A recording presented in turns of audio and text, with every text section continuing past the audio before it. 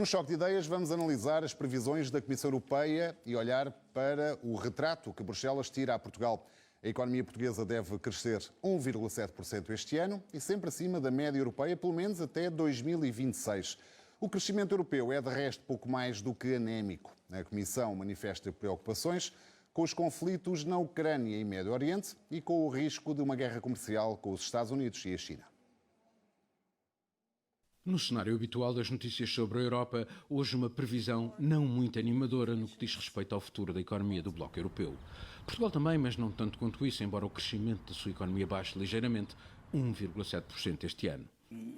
Overall, we still have, in relation to Portugal, a fiscal situation which is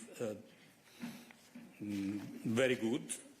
Passando agora para a totalidade do Bloco Europeu, o cenário é de uma recuperação lenta após meses de estagnação. The economy resumed moderate growth in an increasingly challenging context. After returning to growth in the first quarter of 24, the economy continued to expand in the second and third quarters at a steady but still subdued pace. Problema maior, a Alemanha, o tradicional motor da economia europeia. Os sinais de anemia mantêm-se, um crescimento praticamente nulo este ano, refletido na crise na sua indústria automóvel e os efeitos dos preços elevados da energia. In Germany is expected to decline by 0.1% in 24, and this, as you know, is the second year in a row with negative growth. Em resumo, a economia europeia enfrenta uma série de desafios, com incertezas globais a aumentarem os riscos. Entre elas, seguramente, as guerras, como na Ucrânia e no Médio Oriente, mas também, e não menor, a ameaça de Donald Trump de impor um aumento das taxas sobre os produtos europeus com destino aos Estados Unidos, o maior parceiro comercial da União Europeia. Ou ainda a necessidade de um investimento brutal necessário para a Europa recuperar do seu atraso tecnológico e energético face a chineses e norte-americanos. Paulo Dentinho, Rui Manuel Silva, RTP, Bruxelas. Vamos então ao Choque de Ideias com os economistas Ricardo Paes Mamedes e Pedro Brinca. Bem-vindos uma vez mais. Pedro Brinca, Portugal cresce acima da média europeia, mas só em 2026 é que atinge os 2%, isto nas contas de Bruxelas, obviamente. Isto não é pouquinho, para usar uma expressão que já se popularizou na política, face às expectativas criadas pelo Governo? Eu não sei se é face às expectativas criadas pelo Governo, mas devia ser, sem dúvida, sobre as expectativas que todos devíamos ter sobre aquilo que queremos para Portugal. Dentro do escalão de rendimento que é Portugal, vamos andar mais 10 pontos percentuais para cima ou 10 pontos percentuais para baixo dentro do PIB per capita, em paridade de poder de compra. Portugal está em último no que diz respeito a 2026, em 11 países deste grupo. Estamos em último, com 2,1. Porque é que eu olho para 2026? Porque é aquilo que está mais próximo daquilo que será o crescimento estrutural de longo prazo da economia portuguesa.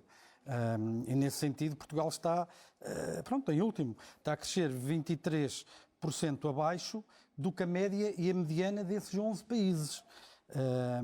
Mesmo para 2026, nós temos de crescimento acumulado 24 a 26, 5,8%. Já agora, para que toda a gente perceba com quem é que o Pedro está a fazer a comparação? Então digo-lhe já. Sim. Olha, Portugal... Eu tenho uma ideia, só para Portugal, que fique claro com quem é que está... Então vamos a isso. Portugal, crescimento acumulado 24, 25 e 26 vai crescer 5,8%. Croácia, 10,1%. Polónia, 10%. Lituânia, 8,4%. Espanha, 7,6%. Eslováquia, 7,2%. Roménia, 6,9%. Eslovénia, 6,6%. Chipre, 6,2%. Nós ficamos à frente apenas da Estónia e de outro país que eu não, acho que escrevi mal, não estou a perceber a minha letra, que está a crescer 50,6%. Ou seja, nós estamos muito abaixo daquilo que deveríamos estar, não é?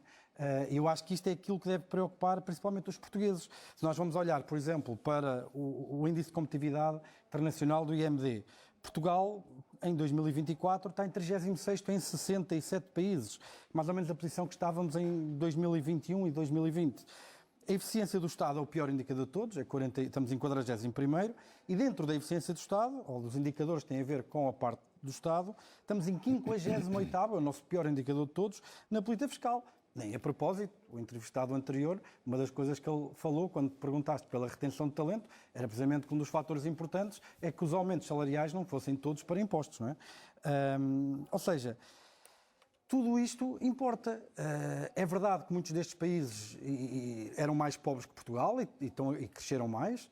É verdade que muitos destes países tinham mais qualificações do que Portugal e, por isso, porque uma população mais qualificada tende a ser mais produtiva e a acrescentar mais criação de riqueza.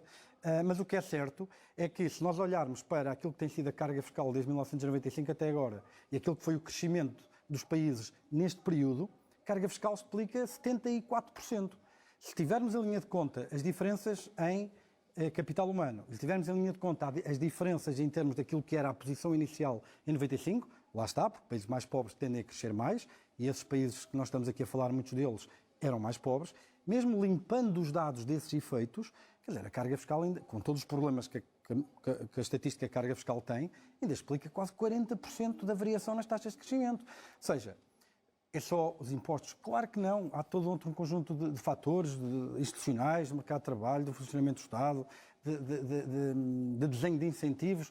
Tudo isso é importante para que, de facto, Portugal possa crescer mais. Agora, para mim, o facto mais saliente disto tudo é que crescimento no prazo mais longo deste relatório, que é 2026, Portugal está em último com 2,1. O que significa que, para a Comissão Europeia, eventualmente, do ponto de vista de crescimento estrutural, Portugal está na cauda. Portanto, é pouquinho. Pois. Ricardo, também acha que é pouquinho? Eu acho que é um problema de baixo crescimento económico que Portugal tem desde a entrada do euro e, portanto, não é novidade que haja ritmos de crescimento que não sejam estonteantes. Eu não faço uma leitura assim tão negativa por uma razão. Quer dizer, Portugal vai ter 4 anos seguidos de aproximação em relação à média europeia e isto não é irrelevante. Isto é, o facto de Portugal estar mais próximo dos países mais ricos da Europa não é irrelevante. Na verdade, era aquilo que era a grande ambição de Portugal quando entrou para a União Europeia, aproximar-se dos países mais ricos da Europa. Agora, Portugal está a aproximar-se dos países mais ricos da Europa. Portugal este ano vai ter, em 2024, em 2023 teve o 4º maior crescimento da União Europeia, em 2024 vai ter, não é o 4º, mas vai ter o 10º crescimento, ficando à frente de Estónia, Irlanda, Eslovénia, República Checa, Hungria, Roménia. Portanto, podemos encontrar muitos motivos para isso. Há uma guerra ali à porta que nós não a sentimos e, portanto, há sempre explicações para essas coisas. Portanto, constatando que Portugal tem efetivamente um problema de desempenho económico desde a entrada no euro, e portanto já lá vão 25 anos, acho que é um problema que está por resolver. O Pedro teve o cuidado de dizer a diversidade de fatores que contam, embora depois sublinhasse muito a questão fiscal. Eu poderia sublinhar muito para além do atraso ainda muito grande que temos de qualificações, não é uma coisa do passado. Nós gostamos muito de dizer que hoje os jovens são muito qualificados, mas a maior parte da população ativa não é jovem, a maior parte da população ativa tem uma distância brutal em termos de qualificação em relação a qualquer um destes países. A tradição industrial destes países é muito diferente da portuguesa e um fator que é mesmo muito relevante, importante termos em consideração, é Portugal ficar a 2.500 km da Alemanha.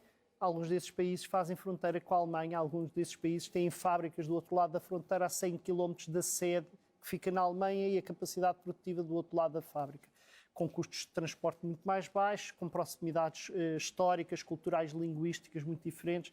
Portanto, acho que, de facto, temos de ter algum cuidado quando fazemos estas comparações diretas. Mas nada disto retira esta ideia de que nós temos ainda um problema de desempenho económico por resolver.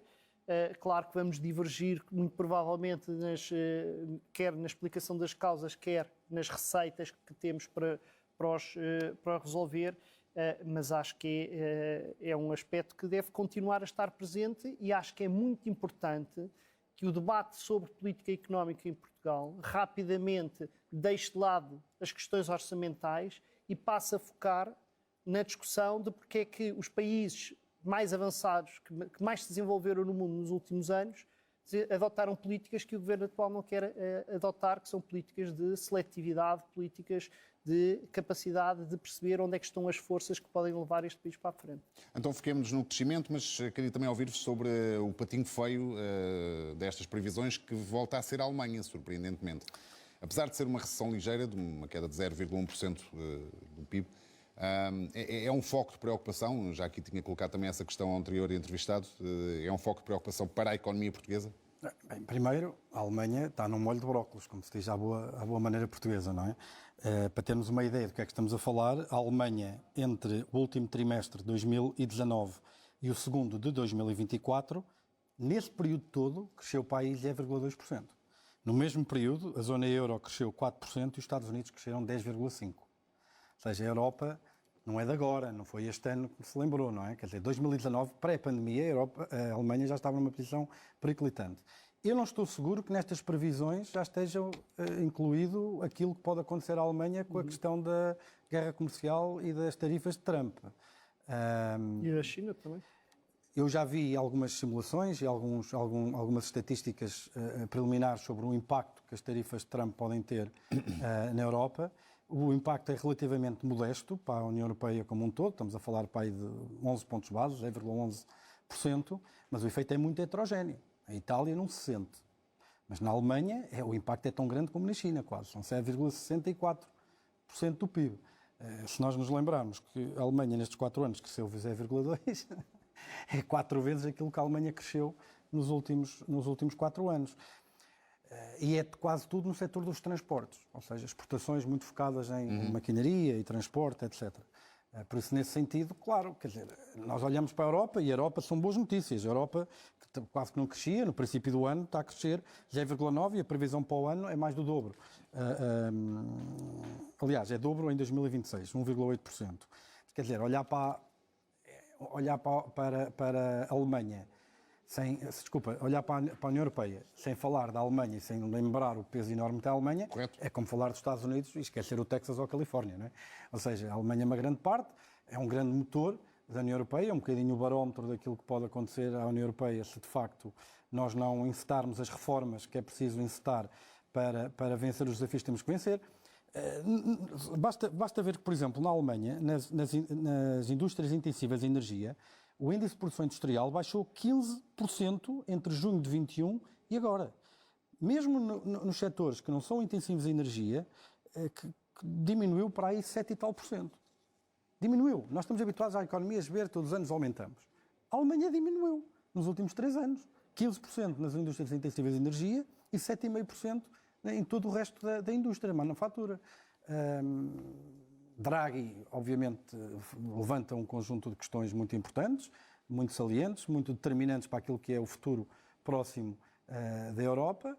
Aquilo que, lá está, eu tenho medo, e acho que Portugal, no seu microcosmos, da sua corte política, não é muito diferente nisso, por outros ângulos, mas mesmo assim, é que não sei se temos condições políticas para tomar as medidas que teríamos que tomar para que a Europa pudesse voltar a estar numa posição de vanguarda e da linha da frente. Preocupação crescida com esta situação da Alemanha, Ricardo Paes Melo? A Alemanha, de facto, está no meio de um furacão, porque assim, a Alemanha vivia de energia muito barata vinda da Rússia. Vivia de um acesso facilitado ao mercado chinês, seja para vender lá os seus automóveis, seja para investir lá e produzir a partir da China componentes para exportação. A Alemanha tinha um acesso bastante privilegiado aos Estados Unidos e até começar a haver grande expansão da mobilidade elétrica, uma grande capacidade de afirmação da sua indústria automóvel. E uma coisa que não podemos esquecer, que é, se houve grande endividamento dos países do Sul até à crise da zona euro, esse endividamento servia fundamentalmente para consumo e investimento nos países do Sul, que basicamente alimentava boa parte das exportações alemãs. E, portanto, vários motores que fomentaram o crescimento da economia alemã nos últimos anos, de repente, todos ao mesmo tempo, pararam. A Alemanha deixa de ter acesso ao petróleo, ao gás natural e aos hidrocarbonetos russos a custos muito baixos, deixa de vê o seu acesso ao mercado chinês ameaçado, vê o seu acesso ao mercado americano ameaçado. Com o grande impulso que houve à mobilidade elétrica, em particular nos Estados Unidos e na China, com grandes apoios massivos do Estado norte-americano e do Estado chinês aos produtores nacionais de mobilidade elétrica, veículos elétricos, os produtores alemães ficaram claramente para trás. Neste momento nós não temos grandes players alemães na mobilidade elétrica. Nós temos a Tesla nos Estados Unidos, temos o BYD na China e mais 3 ou 4 empresas chinesas que estão a ganhar a escala mundial. E, portanto, não é muito óbvio como é que a Alemanha vai conseguir sair disto. A Alemanha está efetivamente com um problema grave para resolver a sua situação. A isto acresce que a Alemanha inventou estas regras draconianas que se impõem a si próprio sobre disciplina orçamental, que são verdadeiramente absurdas. Quer dizer, para um país que tem os níveis de dívida pública baixíssimos que a Alemanha tem, é claramente a economia da idade das trevas continuar a insistir na ideia de que mesmo em recessão não é possível ou é extremamente limitado desenvolver políticas de retoma económica e, portanto, isto tem efeitos que não são só efeitos de curto prazo, isto são efeitos que acentuam a recessão, diminuem o apetite pelo investimento e esta é a situação em que a economia alemã está. Dito isto, o que a Comissão Europeia prevê para o próximo ano é uma saída da recessão da Alemanha. E mesmo que essa saída da recessão seja muito modesta, tendo em conta o peso que a Alemanha tem na economia europeia, isto não deixa de ser boas notícias potenciais para o conjunto da economia europeia, em particular a portuguesa. Mas provavelmente a Comissão Europeia não está, de facto, como Pedro dizia há pouco, ainda a considerar os efeitos potenciais de guerras comerciais que possam existir, não apenas com os Estados Unidos, mas também com a China. À luz das previsões da Comissão Europeia, eu ia falar de contas públicas e ia falar de dívida pública, mas opto por centrar a questão no crescimento económico, porque ambos tocaram na questão... Vamos falar de contas públicas também. Sim, mas... Tenho toda a vontade. Vamos, no tempo ainda algum que nos resta, centrar-nos na questão do crescimento. Como é que Portugal pode acelerar estas taxas de crescimento, Pedro Inca? Portugal pode acelerar se quiser vencer aquilo que são os seus desafios de transformação estrutural. Eu corro o risco de estar a soar como um disco riscado, mas obviamente nós temos questões para resolver. Já falei da questão fiscal, não vou estar outra vez a bater no ceguinho, passa a expressão. Temos questões importantes ao nível da justiça, quer dizer, os tribunais administrativos fiscais. Nós temos 13 vezes a média da OCDE de valores em contencioso no administrativo fiscal. Quer dizer, não é 3 vezes, é 13. Não é? Nós temos problemas para resolver ao nível da habitação, que é outro dossiê que é complicado, que retira competitividade aos grandes centros urbanos, onde se cria muita da criação de riqueza, não é? Lisboa são 40% do PIB nacional, não é? Em termos de criação de valor. Obviamente é muito difícil trabalhar em Lisboa, viver em Lisboa é o que é, não é? Ou seja, o quadro sobre aquilo que é preciso fazer para o país para o melhorar está identificado há anos. Outro exemplo, nós, segundo o Índice de Desempenho Logístico do Banco Mundial, somos o sétimo país do mundo com melhor conectividade marítima. Somos a porta do Atlântico, da África Ocidental, das Américas. Mas depois estamos em 35º nas alfândegas. Estamos em 32º nas infraestruturas. Nem naquelas coisas que nós temos vantagens comparativas, nós temos, eu não quero dizer argúcia, porque é pejorativo, mas não temos a capacidade, que é um termo mais neutro, não temos a capacidade de conseguir alavancar essas vantagens estruturais, não é? Ou seja, não há uma bala de prata. É preciso acabar com este discurso de que sempre que alguém identifica um fator de crescimento, ele pode ser reduzido no seu contributo, porque dizem que isto sozinho não resolve tudo. Eu acho que o problema de Portugal é um conjunto de questões que têm que ser resolvidas. Eu acho que nós atingimos um ponto em que temos aquilo que são os grandes equilíbrios. Portugal está estável, tem equilíbrio nas contas do governo, tem equilíbrio nas contas externas, está com crescimento, como dizia o Ricardo, acima da média europeia. Já não é um problema sequer de nos aproximar da média europeia. Logo após a entrada no euro, aquela década maldita de 2000, foi uma década em que crescemos para aí 0,5% ao ano, em que nos afastámos da União Europeia. Relativamente a 2000, nós ainda estamos mais longe da média europeia hoje que o que estávamos no ano 2000. No ano 2000 tínhamos 85% do rendimento médio comunitário. Neste momento estamos com 83 em paridade de poder de compra, ou seja, nós ainda não ultrapassámos 2.000, mas creio que há aqui três boas notícias, não é? Uma tem a ver com o facto de que, ao contrário da década de 2000 principalmente e da primeira metade da década de 2010, nós já estamos a convergir e não a divergir. Muito lentamente, muito mais devagar que todos os outros, mas estamos a convergir, já não nos estamos a afastar. Isso é uma nota positiva. Segunda nota positiva, apesar de, como o Ricardo disse bem, em níveis, nós estamos de facto com índices ainda de capital humano muito baixos. Nós somos o segundo país da União Europeia com a maior percentagem de adultos que não concluíram o secundário. Nós subimos um lugar o ano passado que ultrapassámos Malta, que por acaso até dos que cresce mais na Europa, e subimos um lugar em 2021, de 28 para 27, porque o Reino Unido saiu da União Europeia e já não conta, não é? E então, esta qualificação toda, não o fluxo, não o stock, mas a nova vaga de capacitação, é um vento favorável. E o terceiro vento favorável, que será uma das alavancas do crescimento para 25 e 26, segundo a própria Comissão Europeia, que vai contribuir com 3,7 e 4,2 em termos de crescimento do investimento, muito alavancado no PRR, é a maior vaga de fundos estruturais, quer dizer, a maior entrada de fluxos financeiros para investimento em Portugal desde a altura que vinha o ouro do Brasil, não é? Ou seja, se de facto o PRR não for uma oportunidade perdida, como foi discutido no programa anterior, e conseguirmos de facto usar isso para alavancar o crescimento de Portugal e realizar essas transformações estruturais, quer dizer, eu acho que sim. Eu estou um pouco cético, porque a resposta à pergunta que foi feita no programa anterior sobre a questão do PRR... Suponho que o Pedro está a falar da entrevista anterior. Exatamente. Não do programa. Bem, choque de ideias e anterior era toda a economia. É o mesmo programa. Mas, quer dizer, ninguém tem ilusões. Nós tivemos um PRR que foi feito para consolidação da dívida pública. Nós não fizemos investimento público durante toda a década de 2010. Foi de níveis ridículos, não serviam sequer para manter as infraestruturas públicas que nós tínhamos, hospitais, escolas, tudo. Foi miserável, não é? Independente da opção política, foi miserável os níveis de investimento público que fizemos. Tínhamos uma dívida para consolidar.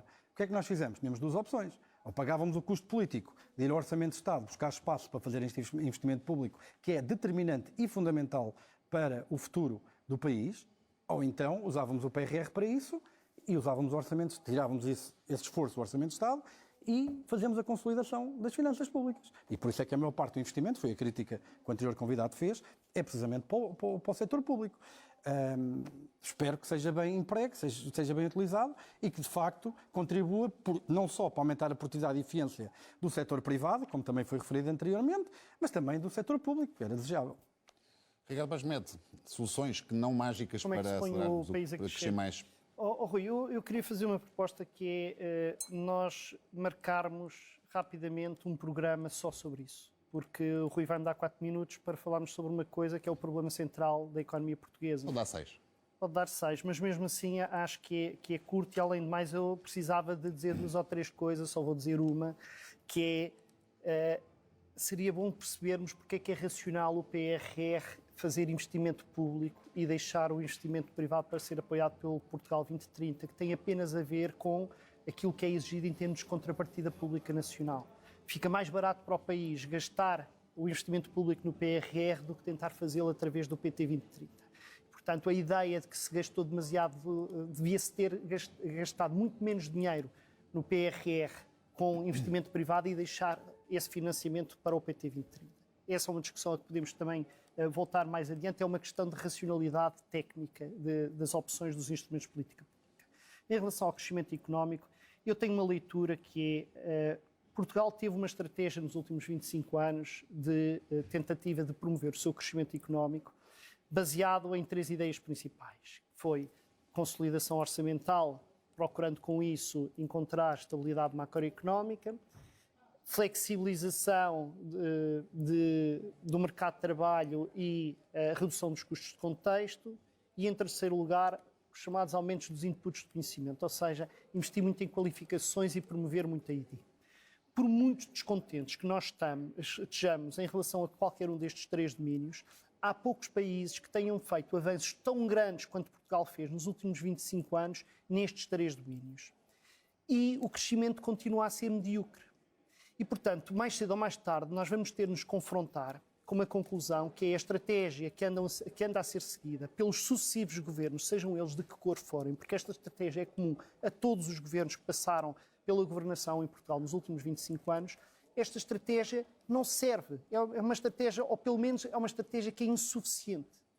Eu, quando olho para as experiências de grande crescimento económico por todo o mundo, há muitos anos, mas incluindo nos últimos 20, 30 anos, eu vejo sistematicamente países a fazerem apostas, a saberem para onde é que querem ir.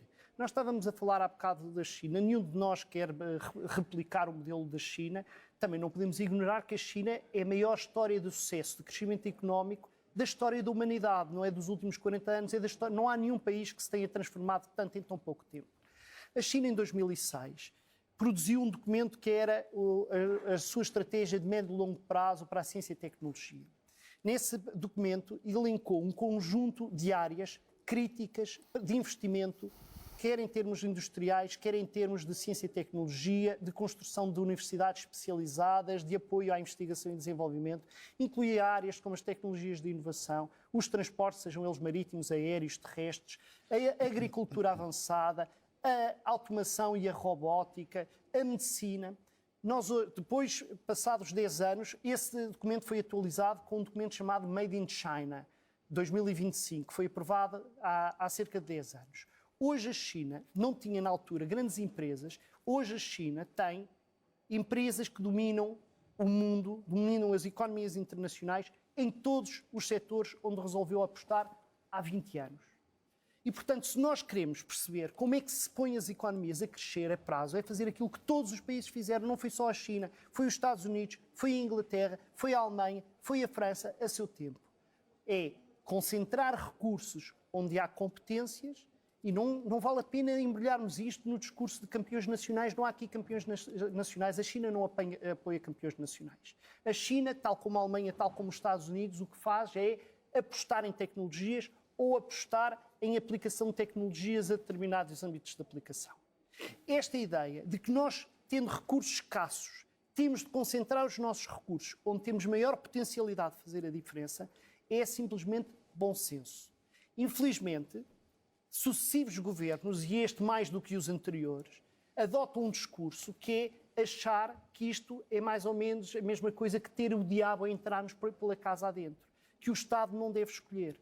Eu hoje estive numa homenagem àquele que foi, para mim, o melhor Ministro da Economia dos últimos 35 anos. O Ministro da Economia do PSD, por sinal, o engenheiro Mira Amaral, que há 35 anos não hesitou a identificar um conjunto de tecnologias e um conjunto de setores que Portugal precisava de apostar. E o resultado disso foi esses setores onde Portugal apostou há 35 anos, hoje são setores que se afirmam a nível internacional. Os moldes é o exemplo mais claro, mas podia dar outros. E, portanto, enquanto nós não metermos na cabeça que não chega ter estas políticas genéricas, esperar que venha investimento não sabe para quê, e enquanto não decidirmos que temos de fazer apostas em áreas onde temos potencial para fazer a diferença, não vamos passar da cepa torta. Mas é difícil transmitir isto numa economia, numa sociedade, num sistema político que se habituou à ideia de que o Estado não tem capacidade para ter estratégia. Ricardo Paes Mamed, Pedro Brinca, mais uma vez, obrigado pela vossa presença. É tudo. Este programa fica agora disponível em RTP Play e este Choque de Ideias também disponível em podcast nas plataformas digitais. Nós voltamos na próxima terça-feira. Até lá, tenha uma excelente semana.